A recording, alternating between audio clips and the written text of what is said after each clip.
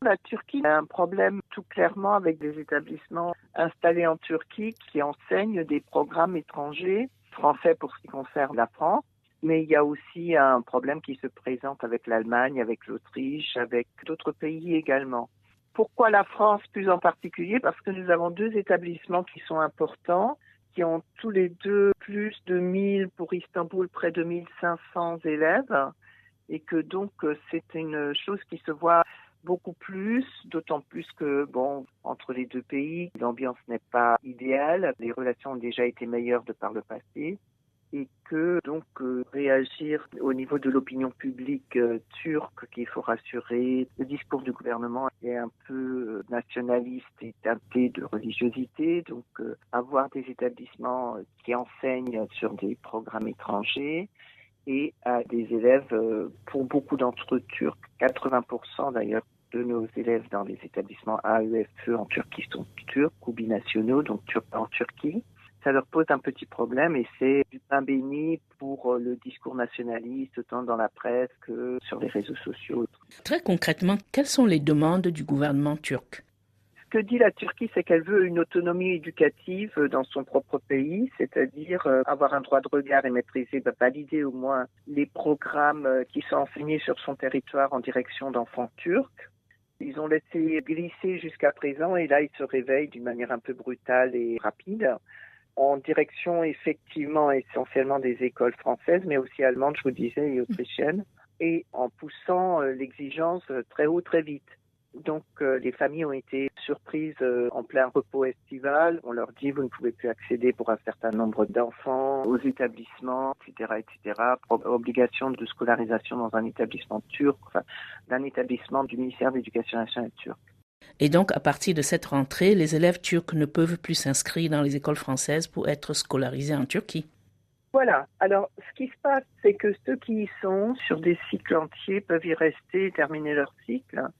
Mais il n'y a plus d'entrée dans les cycles, c'est-à-dire il n'y a plus de passage, par exemple, de la maternelle à la primaire. Donc, nos enfants de grande section, c'est essentiellement de ce dont il s'agit, ne peuvent plus accéder aux cours préparatoires. De même, les nouveaux arrivants, parce que le réseau AEFE est un réseau donc de plus de 500 établissements à travers le monde, et il est donc possible, au nom d'une mobilité du réseau, de rentrer d'un établissement à l'autre, d'un pays à l'autre. Les Turcs le refusent, y compris pour leurs propres diplomates, parce que beaucoup de diplomates turcs ont leurs enfants dans le réseau pour des questions de confiance et d'aspects pratiques. Donc beaucoup de gens qui reviennent de l'étranger, qui veulent accéder à l'un ou l'autre des deux établissements, ne peuvent plus le faire.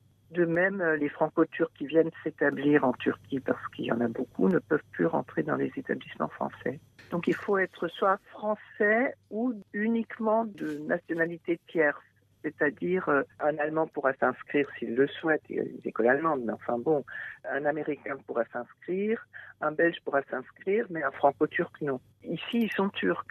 Mais c'est vrai chez nous aussi, les Franco-Turcs chez nous sont français. Ce qui est regrettable, si vous voulez, c'est surtout le manque de flexibilité. C'est normal que les binationaux ici sont turcs comme ils sont français chez nous. Et la binationalité présuppose cela. Mais là, si vous voulez, il y a eu une flexibilité à laisser faire jusqu'à présent qui s'est durcie de manière subite et très forte. Tout ça en plein milieu de l'été. Alors, au-delà des programmes, l'État turc réclame l'ouverture en France d'écoles turques reconnues par l'État français. Il y a des écoles turques en France. On nous annonce qu'il y aurait 8000 jeunes ressortissants turcs dans des établissements turcs. Simplement, il faut discuter de leur statut. Mais il y a déjà 2 établissements, au moins l'un au sud de Strasbourg, l'autre en région parisienne, qui sont des établissements turcs qui scolarisent en langue turque sur les programmes turcs. Donc, c'est plus une question de négociation, d'avancer dans les négociations, parce que ça ne veut pas dire que pour l'instant, les écoles françaises sont fermées pour l'instant.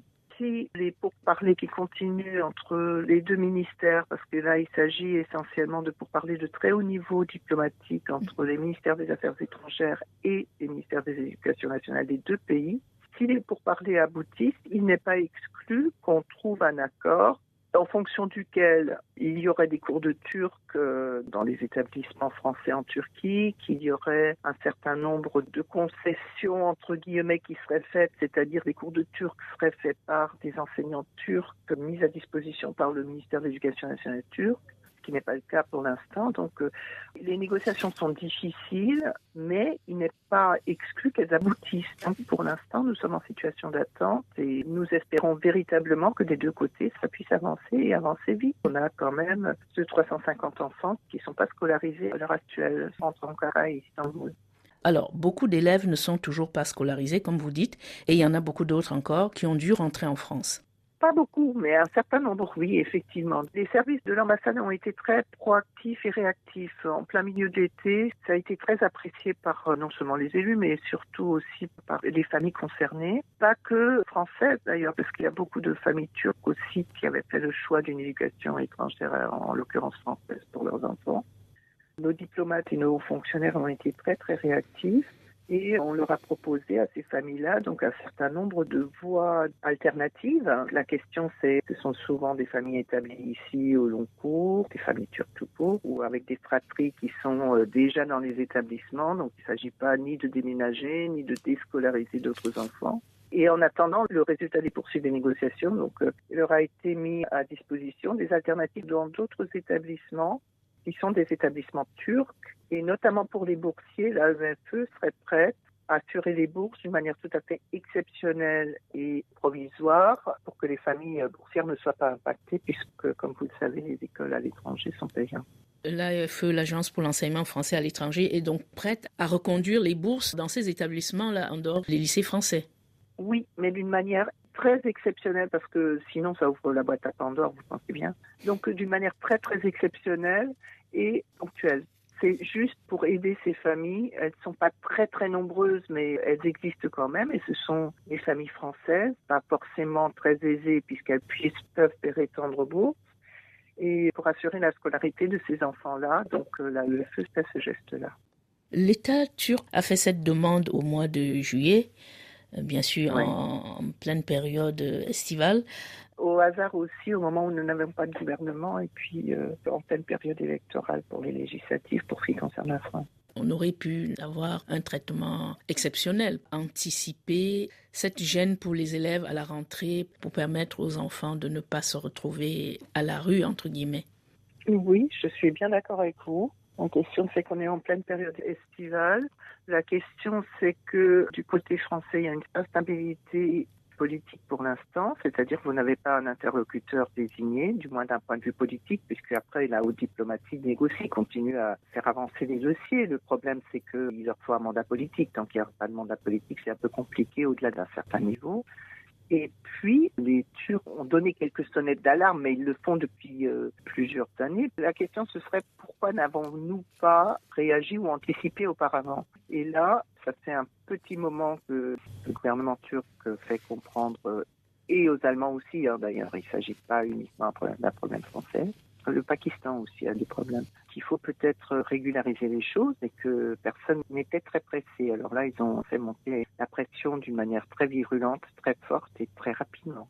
Alors vous parlez des autres écoles internationales. Tous ces établissements ont les mêmes problèmes?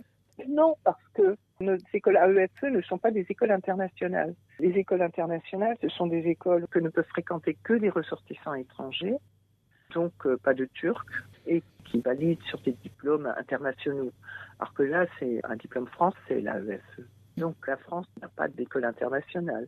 C'est la même chose pour les Allemands, la même chose pour les Autrichiens. Donc pour les Autrichiens, c'est un peu moins compliqué, il s'agit d'un seul établissement.